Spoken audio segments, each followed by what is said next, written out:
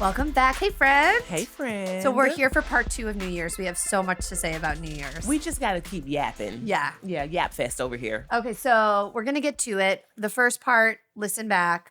We talked about resolutions and why they might be failing and whether we achieved our resolutions from the prior year or not, and what does that even mean? Yeah. And then you shared your word for 2025. Mm-hmm. Which is our word, but she did have it first. Connection. I can connect with you around connection being our word of the year. And we want to talk about that because how is that going to guide us? Yeah, and manifest this year. What does it mean to you? So it means to be present and to feel connected. And I've broken this down into categories, honestly. So I want to be connected first and foremost to myself. I want to have fewer moments of autopilot. Again, I want to be much more mindful. I want to be embodied and in the moment. I want to be connected, obviously, to my soon-to-be spouse. I want to be connected to my friends and family in a way that I think I've definitely lost sight of while growing and building businesses. And I want to be connected to my business and my brand in a way that feels healthy and feels whole. So I think of it across kind of verticals in my life. What does it mean to you? So for me, it means intentional connection. And I have had I think there's similarities and some differences. I've had a lot of trouble kind of integrating myself in my life, if that makes any sense. It does. And so I've experienced a lot of changes over the last couple years, which have been really beautiful. But then I feel like I'm catching up to myself. And I write about this in our first Substack. Yeah. This idea of I'll make decisions that are really heart driven and bold. And then I find myself either second guessing myself or struggling to believe that it's real or scrambling to figure out how to do it. Mm-hmm. And then kind of incorporating stuff from my life that has been part of my life that no longer feels right. Yeah. And so what does that mean? And I've lost a lot of people and those connections, which has felt is very hard. Even if that's just what was supposed to happen, I guess. And kind of also thinking about how do you accept the loss of connection if you wanted the outcome to be different. Yeah. And so that's kind of this kind of interpersonal connection I've been thinking a lot about and making it real and spending time with people who I love and who I value and less time on autopilot socially. Mm-hmm. So I think in prior lifetimes, I have been very, very social, which has brought me a lot of joy. And in this phase of my life, being really social brings me less joy. Being social for the sake of being social. Does it feel like work, or what is it that brings less joy? It just takes a lot more energy from me. And I also really like being by myself. Mm-hmm. And I never did. So then I wonder if that's a manifestation of healing and being healthier. Well, at it's this also stage. the connection with myself. That's maybe, what I mean. right? You welcome it. Right. I yearn for it. And also quantity over quality. Mm-hmm. So time spent with people I love goes a lot farther than just going through the motions. I like that because I think a lot of connection for me, especially when I think about my time being in DC, and DC is known for this, has been very superficial. You get in the room and it's not who are you, what makes you tick? It is, where do you work? What do you do? Immediately it is, what do you do? And the closer you are to the Capitol, I think the more you get asked that question. And so everyone's going to coffee to talk about the work and doing the thing on the Hill and the FaceTime with the principals and were you at this meeting? And so I don't yearn for those moments at all. In fact, I want to be disconnected from that shit.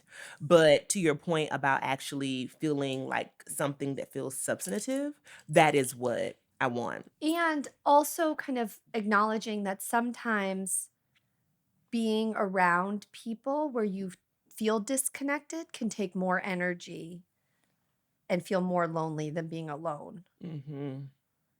Even if you feel lonely alone. Jill Scott has this song where she says, she's talking to a lover, but she's saying, I'm lonely whenever you're around. So you can feel totally alone in your relationship. Absolutely. And you can be by yourself and not be alone. Right. And you can be by yourself and not lonely. Yeah, here we Right. go. Like lonely is a feeling that isn't only a product of being alone. It's not feeling heard. It's not feeling seen. It's not feeling that energetic connection. It's not feeling part of something. A part of something. And to your point too, I think as we, come into the new year with the new presidential administration, being connected to not just folks around me immediately or to myself, but also to community is even more important because I experienced like a lot of pretty significant burnout as an organizer. I was also harmed by an abuser in that space during that time. And so I had to disconnect and kind of recalibrate to figure out what felt good for me. And I think I shared with folks on the podcast and with you, of course, about how going to the Gender Liberation March felt so good to me because I had not taken part in a march like that in some time. And it was something about being together. My favorite moment was the dance party at the end. It was like just a celebration that things are trying to tear us down, but yet they're failing. And we can find community even in difficult times. I want to be connected to more of that this year. Yeah, that feels right. And I also think how social connection and parasocial connection impacts disconnection or misconnection. Come on, parasocial connection. Talk about this parasocial part. Well, this idea that we're always connected to something through our phones, right? Either it's through text or through social media, or we know I'm thinking mostly social media, but like we feel close to people on the internet, but that's part of them, but it's not their whole selves. It's an altered reality. And people share what they want to share, whether it's positive, negative, or both, right? And that can feel good. I mean, like that feels nice to meet people. I mean, it's been amazing actually. I mean, I think parasocial connections that lead to real social connections are an incredible invention of the internet. Right? And how many parasocial connections lead to real connections? Or how many of them lead to some form of harm, either by you comparing yourself to someone, you feeling left out, you're feeling like you're not good enough to be a part of the in crowd that you see in online spaces. It is high praise to me when someone says, you're my friend in my head. And I appreciate that. But what I often also think is, I hope that you seeing me as your friend in your head is not replacing real life friends and connections. Right, like just how we're like everyone's big age besties, MILFs, aunties. I hope you have those in real life as well. Right. So, right, like we are trying to model something that can be done in real life. And if you don't know the person, then maybe that means it could be you. Right. It could be you for others. I want to talk about this parasocial part too, friend, because I don't know if you read, I know you subscribe to The Atlantic. We talked about that. And there was a recent essay about solitude and the lack of connection and what it's doing to us as humanity. And it specifically talked about the pandemic, but also just our phones and the convenience culture that we have. And so obviously social media plays a role, but something else I hadn't thought about. Our groceries are being delivered, our laundry, our dry cleaning, all of these services, DoorDash, Uber Eats. We're not taking public transportation as much. We are calling Ubers or Lyfts. We are living individual lives, many of us in real life. But then when we start to scroll, it's a highly curated individual internet as well. It is a complete disconnection. And I don't think that this is a stretch or hyperbole to say it is a turning point for us as a species Because humans need people, we need connection, yet we are living day to day without it on a granular level. Mm-hmm. I have been putting my phone down, and a couple things happened recently. I was like, oh, let me talk to people. I'm not scrolling. I'm not posting. I'm taking a break. Girl, I have gotten tips around my honeymoon. I have met the most interesting people. I have kikied at coffee shops. And I think to myself, well, what the fuck have I been doing? Why is this an anomaly? Why is talking to the person who's sitting right beside me on a plane something that I am conscious of? Because it means I have not been doing it. I've been consumed and disconnected in a virtual, altered reality. So, whoa, yes. Also, I have felt so much tension around this as I grow my business Yeah. and our business. And what is healthy virtual connection and what is addiction? Right? Like if I don't have my phone, I'm like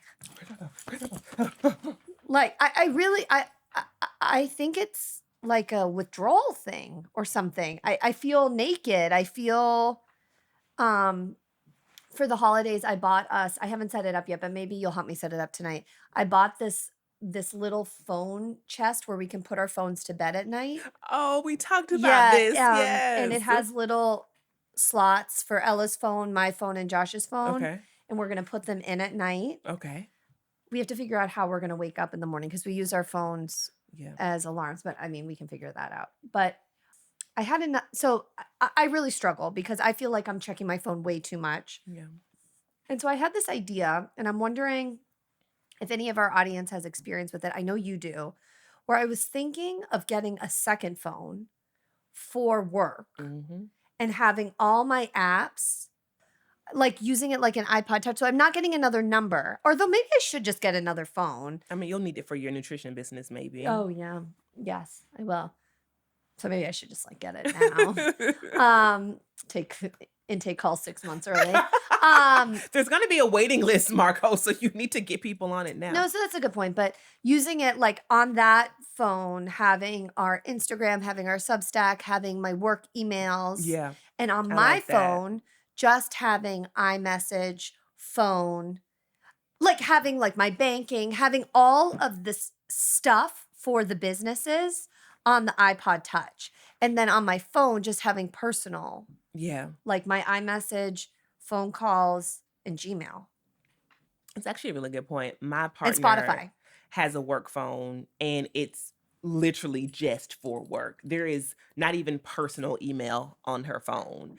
And while, it's 2025, so I think most people have some sort of like tendencies around social media consumption and scrolling. She spends a lot less time on social. She only got back on Instagram because I was there. She has no need for any other platform. She does not have TikTok. She reads the news and she plays her games. And that's that. On her work phone? No, on her personal phone. And everything else, as you mentioned, that's related to work is on the work phone. So I think I would have Instagram on the work phone. Well, because it's work for us. Right. Yeah. But no, I'm saying for her, she's able to very easily separate the two. And another point about connection, speaking of her, is that I found myself getting irritated with me that she wanted to talk to me. What the fuck? Ha ha ha ha! Is this up? Oh my God! It's a cat with a baby! Babe! And I'm like, this is your problem. See, you're not connected with, millennial culture. I'm trying to like substantiate my internet, my social media addiction. And she's like, no, bitch, you're actually the problem because I'm right here in real life and you're scrolling. Connection is my word. So me too. Yeah. And so kind of figuring out how to do it. And I've always, so this, you can call me on this, everyone. Okay. But I've always had this thing about like having my phone close because of the girls. Oh, that makes total sense. Right. Like if something were to happen, I need to be close. And I I think, though, then that becomes a crutch. Mm. Like, my children are in school. Mm-hmm. Like, if someone needs to get in touch with me, they'll get in touch with me. They'll call me. Yeah. And also think about, yes, because to that degree, what happened when we were young and there were no cell phones? Correct. People found a way to communicate in the case of emergencies. Right, and there's nothing I can do. Mm-hmm. And I know that, and I, like, have really given myself that grace with the universe. Like, I really don't feel like I can control anything. Yeah. But the phone is, like, the last thing that feels, I don't know, like, maybe it's, like, holding on to my past life or something? Ooh, now that's a good point. I don't know, because everything about phone addiction doesn't jive with how I wanna live my life. No. Mm-mm. Right? Like, I wanna be more present, I wanna be peaceful, I don't wanna be stressed, I have my own business, it's doing well, like, I feel like the balance or whatever that is, which I Yeah. think really looks very different for everyone, is kind of in motion. I feel like the phone is detracting from it. Well, I also think you should give yourself grace. I mean, I'm not around you 24 hours a day, 7 days a week, unfortunately. But I'm from so fun. what Except when negative Nargo comes out. what I see is someone who actually is mindful with their phone.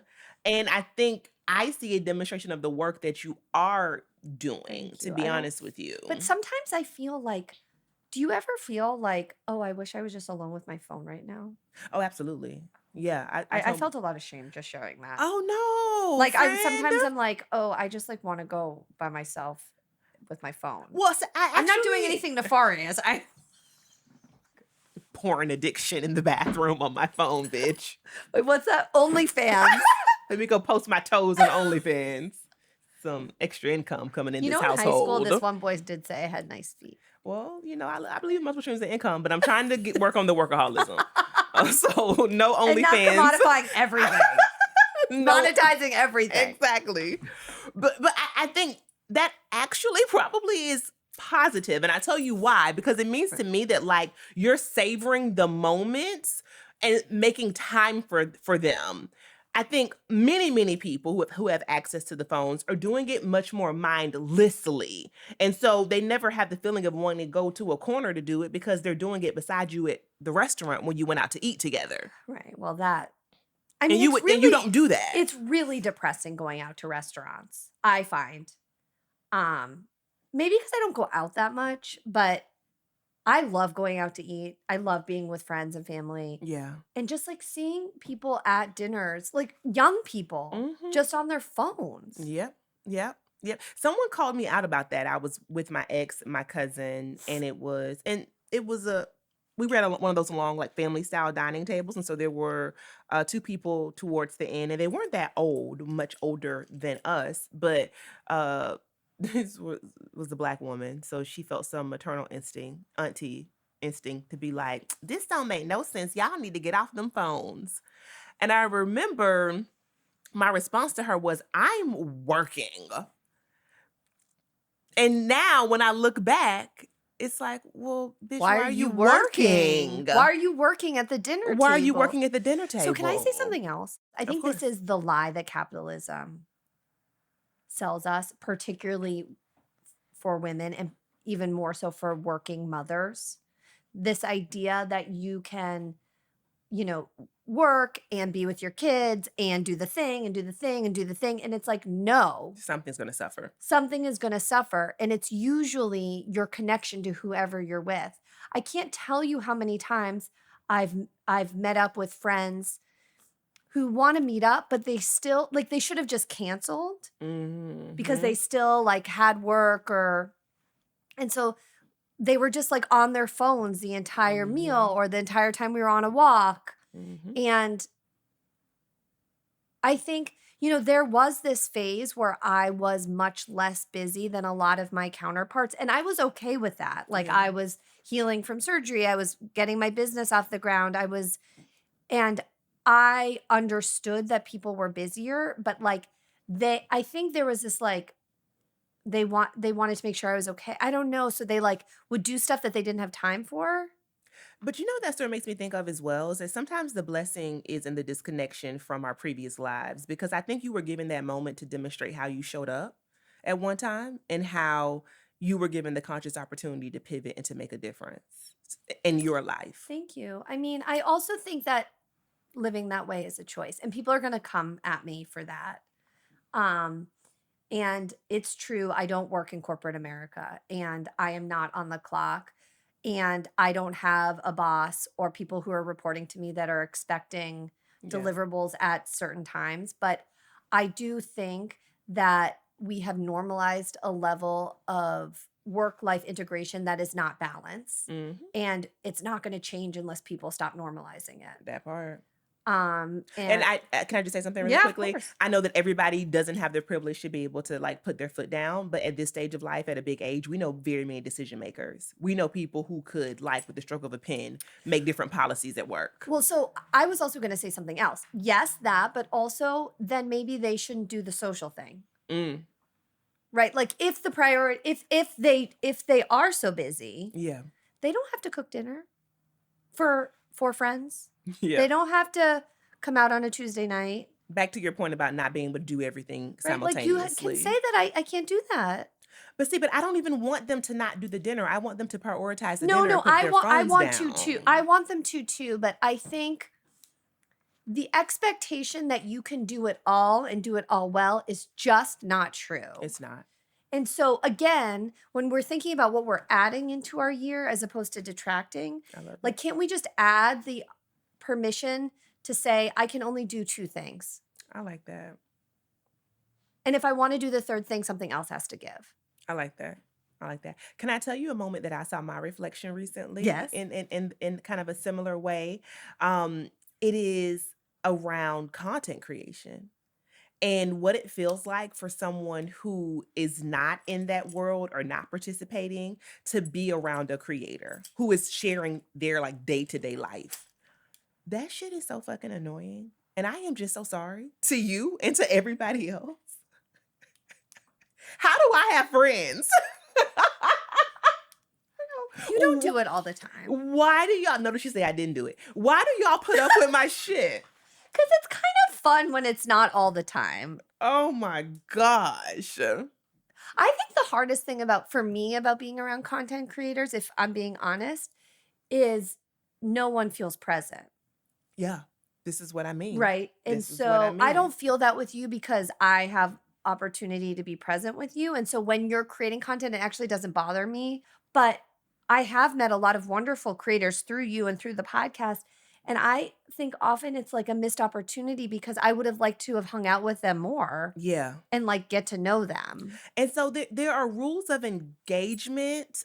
I use that term loosely, but it's what came to mind that I think we all have to think of no matter our industry, no matter our career paths. Because sometimes I have to think to myself, am I showing up to this thing for content or for friendship?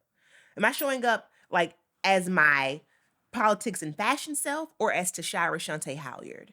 And yes, I myself am part of the brand, but I am not solely the brand. I Yes, am you so are. much more. Oh, no, right. The brand is solely you. The brand is solely me. You are not solely the brand. I am not Yes. solely the brand. Exactly. You are a multi-hyphenate. Thank you, girl. Because your life is rich and vast and deep and milfy and smilfy and all of it. There is no brand that can contain me. There's no container that can hold me. Right. You see what I'm saying? That Elon Musk nor Jeff Bezos nor Mark Zuckerberg have created it. Okay. Mhm. So what I'm saying is I have to show up more as myself and even in social settings, figure out how to divorce the brand when necessary. Tell myself I'm going into this as work. Tell people around me, hey, y'all, I have to post this really quickly. Be transparent about that. Don't assume people are just going to sit there and twiddle their thumbs while I'm posting, right? It's not fair. It's not that part's not fair. Yeah, people should have a say so. And the same thing that you were saying about going out to dinner with friends who can't make time. Like, what does it mean for me to actually say there will be moments that I have to be disconnected, but I promise you I'm going to tap right back in and then challenge myself to actually stick to that. That's what I want to do more of this year. I love that. What else? What else in terms of connection to yourself are you bringing in? Well, connection to the people around me, I'll pivot just a bit, is that I just want to have a lot more fun with friends. Mm, I had such a good time in Aruba. And I'll tell you, I'll be honest, that two of the friends who I spent time with there, they live in the DC Metro. they do, and they're wonderful. They are two amazing fucking humans. They are beautiful inside and out. They are so artistic and cultured and smart and just like outgoing and funny. Why don't I see them bitches all the time? I don't know. I don't know. I love them. Why did I have to fly to Aruba to see my friends? So here's where I would offer you more grace as someone who really does like vacationing and is her best self on vacation. Sometimes we need to take ourselves out of our lives to connect. Yeah. And I think connecting around beauty and celebration, like you were celebrating one of your best friend's birthdays, Mhm. is a good opportunity to connect. I also think we have to give ourselves grace. Like everyone's life is really busy. Yeah. One of those friends works an alternate schedule. Yeah. One of those friends has 2 jobs, Yeah. right? You live close by, but not like you're not neighbors. Yeah, we're not like knocking on the door for a cup of right. sugar. And so, but you have to be intentional about it or you don't see each other. You have to I imagine plan. that the times before that you saw them were at our 2 events. Yes. Yeah, you already know. You The one at already Eaton know. and one at One at Fashion Fashion File. File. You already know. And I think maybe we hung out one time in between. So, I mean, it's not a horrible average if you're batting on seeing somebody once a quarter, but I miss going to my friend's house, sitting on the couch and being like, what you doing? Let's watch some mindless TV. What they doing on Real Housewives, right? Just like connecting with people socially. And I know I've talked about this on this podcast before. And so I think right now is not the intention. What I need to do is put the intention into action. Mm-hmm. I've set the intention, give it my attention. It's time to actually do the thing. Mm-hmm. What about you? So it's funny because like your intention is to spend more time with your friends and my intention is to connect more with myself. Mm-hmm. And so I have planned. Wait, did I tell you where I'm going this weekend? Oh no. You're never going to If guess. this shit involves some, what is it, Margo? I'm going to a weekend seminar on sleep. Of course you are. Deep sleep And I love that for you. at Kripalu. I have been looking forward to this for 6 months. I am going to with a friend who I have not seen in a long time. So we're sharing a room. Good. This is gonna be good. So it's not like I'm totally alone. Though there is silent breakfast, which I am not that interested in, but she wants to do it. Because you're your best in the morning. I am chatty in the morning. But you're your best self, girl. You wake up out the bed and it's just like right. So go I'm gonna time. have to figure out. Maybe I'll send a bunch of emails in the morning or something. You can text me. Yeah, okay. I'll be up. So I'm doing that. I don't know if I'm going anymore, but in March I was going on a breathwork retreat in Ojai. Oh, what's Ojai? It's in California, so I don't know if it. Oh shit! And Damn, and the woman who runs it lives in the Palisades. I know. And then I have a thing in April that I'm doing by myself, and so all of this seems like a little overwhelming. Like I can't quite. Again, an example of me committing to things and then being like, "Wait, did I just do that?" Yeah. But kind of proving to myself that I am yearning this. And if this is what I want, then I need to show myself that I can do it and do it joyfully. The other thing that I am really bringing in is trying to stop feeling bad for needing to take care of myself. Mm-hmm. So I will do the thing. Yeah. And then I'll be like, I'm so needy. We've talked about this. Yes. And what you said in that episode, if you guys remember who were listening or watching, what you said was you learned that if you do it and you feel guilty about it, it's the same as far as your brain is concerned as not doing it at all. I know. So I don't feel like I really fully internalized my own message last year. So I need to do it again this year. Okay. I failed. Because I don't always feel guilty. I don't feel guilty, but I do actually feel guilty sometimes. A lot. Yeah. Yeah. And it's not a helpful emotion for the amount of times throughout our day that we feel it. But what I admire is that you set that intention, baby, and you were like, girl, I am out this bitch in 2025. I'm doing the things, I'm connecting. Kudos to you. That Thank actually is you. very inspiring. Thank you. But to your point about seeing more people, I would say put it on your Asana. Okay, I'm gonna do it. I'm gonna. Like if you want to see someone once a month, put a reminder to get out of your house. For folks who don't know, we talked about this in the first episode. Asana is a project management tool that I love. It's not sponsored by Asana, but if you wanted to sponsor us, I mean, if Monday.com wanted to come in and you're good. I absolutely love it. No, that's such a good point, friend. Like, plan for it, plan for your joy, plan for connection. But can we talk about something though? Because I had this experience on my solo trip to Miami. You're taking, it sounds like 2, but hopefully 3 trips in like the first quarter of the year by yourself. Well, one, you'll have a roommate, but you're leaving your family. What do you think about being connected with yourself as a partner, so a wife and a mother? So, wait, what do you mean? Like, do you harbor guilt around that? Do people Do I side-eye harbor you?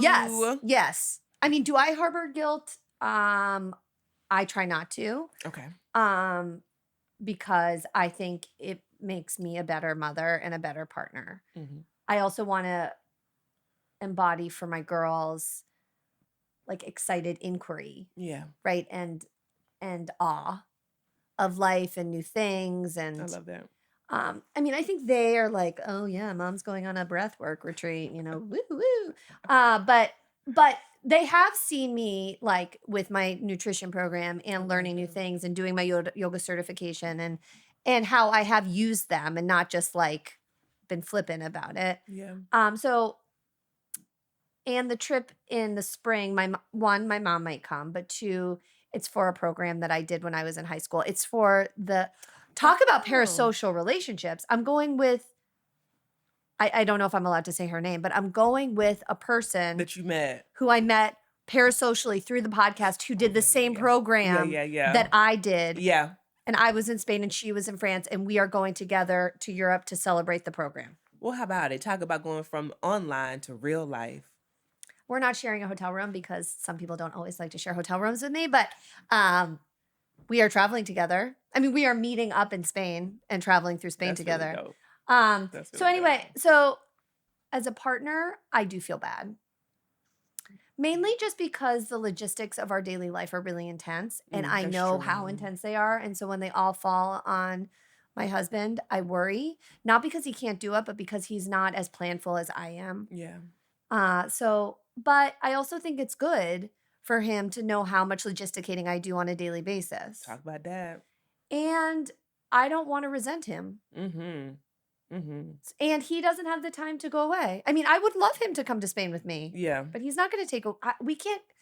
The other thing is we can't go away for a week. It's really hard. I mean, we could, but like we have 3 kids. Yeah. But despite those things, it's like, and I still. And I think there's a I message think it's there more that we need. important to me, maybe in this season, than it is to Josh to get Mhm. away. And he supports me. I love that. I was actually shocked because I think there was What do you something think? about. Well, I love all of that. No, but for you, like when you went to Miami. I was just so shocked because a couple things happened with like family members and friends where they were like doing these soft check-ins to make sure that my relationship wasn't falling apart. And I was like, girl, we fine. She fine. She's actually looking forward to having the house by herself. And I'm looking forward to the adventure. And we talked about it when I got home. And she was like, that is the thing about you that attracted me to you the most. When we met, I was on a trip, right? We were communicating and stuff. So she's like, I don't want that to stop. Why would I want you to sit at home because I have to go to an office? And you don't, your life and your work looks different. Enjoy it. It is part of the dream. It is part of my dream. It is what I've worked hard for. And so I can't imagine working this hard and not enjoying that part of my life. And I think it was for a split second, I started to second guess myself and think, well, should I have some guilt around this? Like, is this something that should I now all of a sudden, because I'm getting married, wait to go on trips? I can't go on solo vacations anymore? So it's so interesting, right? Because, and this is the good and the bad about our jobs, right? That we can work for the most literally anywhere. Part anywhere. So when we go away, even if it's for pleasure, we can still tap into what we need to. Exactly. I think there's some I have some issues with that because it's like you're never really on, you're never really off. But like that is one of the benefits of our life, that if you have a corporate or nonprofit job, you can't do. You absolutely Like my cannot partner can't do that. But there's also something for me about, to your point about never really on or off, that I tell myself I'm going here to work because I just want to work in warm weather by the pool. And that's Oh, I okay love too. that. It doesn't have to always be a vacation. It's just literally a change of Scenery. And I get to do that. Oh. And I get to do it in solitude. And that feels really good as well. Oh. So it's like a work trip. It's a work trip. That's exactly what it was. So when I go to Spain, it'll be a work trip too. I'm also networking because your nutrition business? No, there's something else I want to do that I can't quite say yet. Oh, we're secretive over here today, girl. Okay. But yeah, so it's not just like you're twiddling your thumbs. No, absolutely not. But who cares, right? We are feminine presenting, and so at the end of the day, we should never leave our partners at home. But do what you have to do for connection, folks. Well, as someone who's feminine presenting, I can't wait for our next episode, which is coming out next week. Yes. Which is Margo a lesbian? Is Tashira a trad wife? The answer is going to surprise you. Friend, I am so excited for our next Supper Club coming up on February 27th. Just a month away today at the time of the episode dropping. Just a month away, and tickets are selling fast. We are so thrilled to be working with Collective Spaces in Baltimore and Chef Cat, and to do this again in a different area. It just felt so magical in Boston. And so to be able to now bring some of that magic and energy to the DC Metro for our listeners there, to our Baltimore listeners, I cannot wait. Also, for you to say something's magical in Boston, just like really tugs at my heartstrings. I was so worried you were going to think it was so lame. And it was so beautiful. It was so beautiful. And also that was a difficult time. And I went into the room, I can be transparent, thinking to myself, I don't have a lot of tolerance right now for viewpoints that may feel harmful, right? I'm so sensitive post-election until I need to be around my people. And if you ain't my people, I don't have no space for you. And as I mentioned in the last episode, there's something about being part of this community that what I saw was in real time, it is your village. Not just virtually, but also in real life. And we want to model more of those real life connections this year. Yeah, and I just want to stick with one thing that one of our guests, Lila Rose at the Supper Club in November said. She said she was recounting something one of her husband's students had told her growing up in under a communist regime. And her husband asking her, like, how did you and your family get by? And she said, the only way to resist is to be fabulous. Mm-hmm. And so that's maybe not the only way, but it's one way, and to enjoy your life, because we're not going to get these 4 years back. We will not, and the time is going to go by anyway. So when we think about February 27th, we will be right at the beginning of a new administration. And yeah, we need our people now more than ever. And we need to be fabulous while we do it. And we need to eat good food and listen to music and get dressed up and do all the things, girls. So we will make sure the link is in the comments or in the show notes. We would love to have you join us. Please join us. Take care, everyone. Before we end, what are your thoughts on the Twitch Allison Holker thing, now that I gave you all the background? So for folks who may not have listened to the previous episode, my first thought with not knowing these people at all, you all, and I promise, like, there are moments on this podcast where Margo introduces me to a moment in pop culture, and I do the same, right? So she didn't, or vice versa, or vice versa, you know, right? Like the Real Housewives of Potomac. Girl, Potomac. See, she still don't know.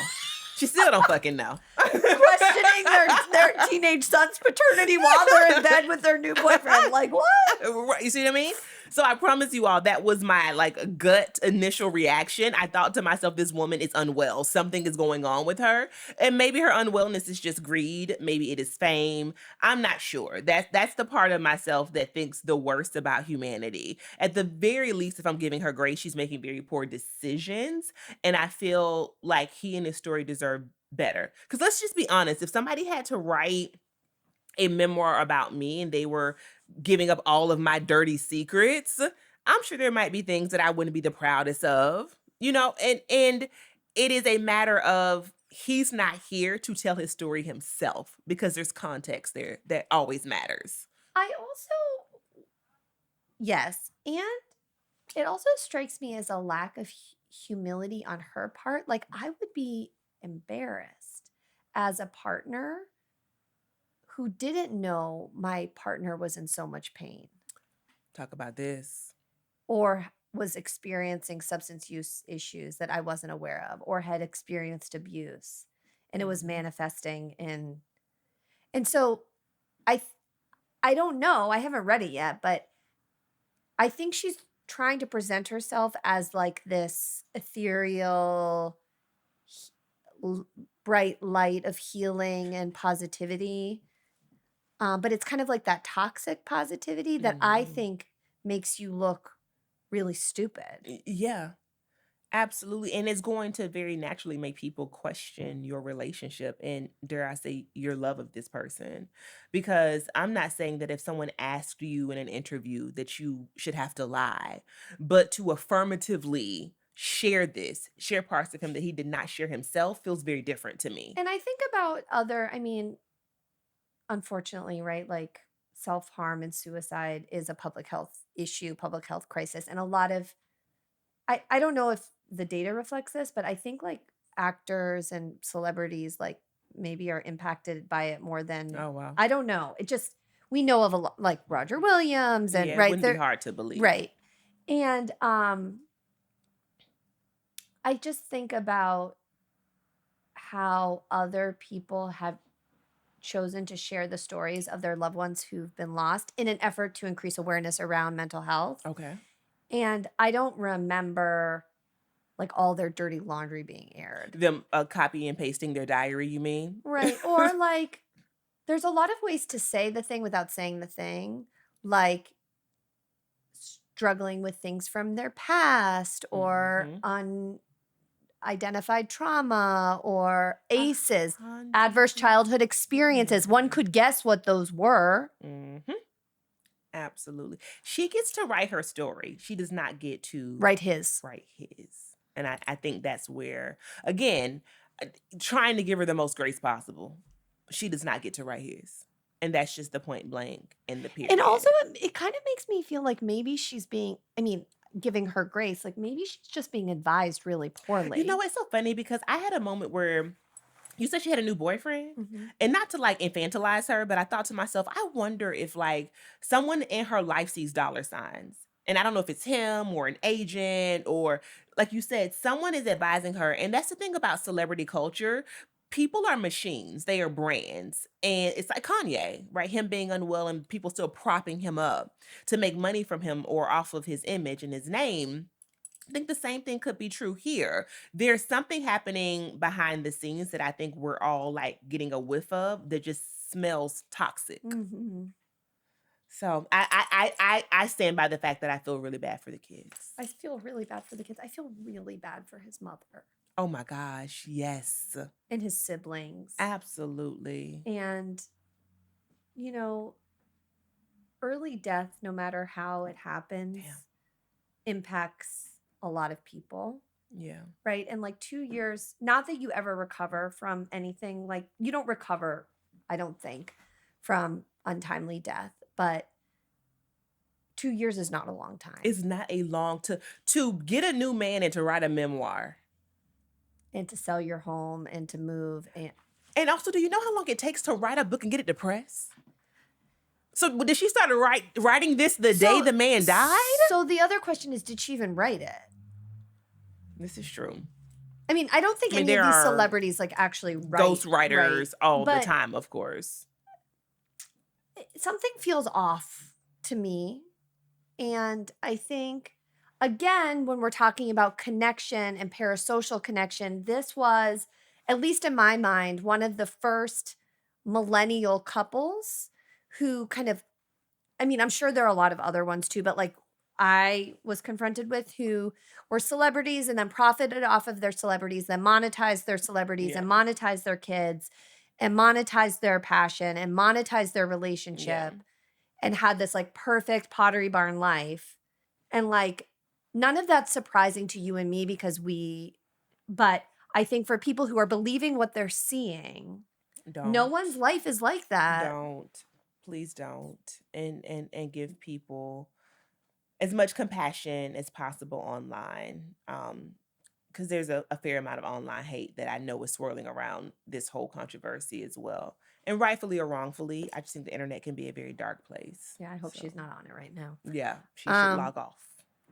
Anyway, great first episode, 2 parts. Part 2 of the first episode, you all, just a reminder that we are going back to seasons, and so you are going to want to be locked and loaded, because we have this first season, then we're going to take a little bit of a break and then come back for another season. So you want to get like all that good justice content while you can, right, Em? Yeah. And still in the beginning of the year, Whoop, there get it your is. Whoop.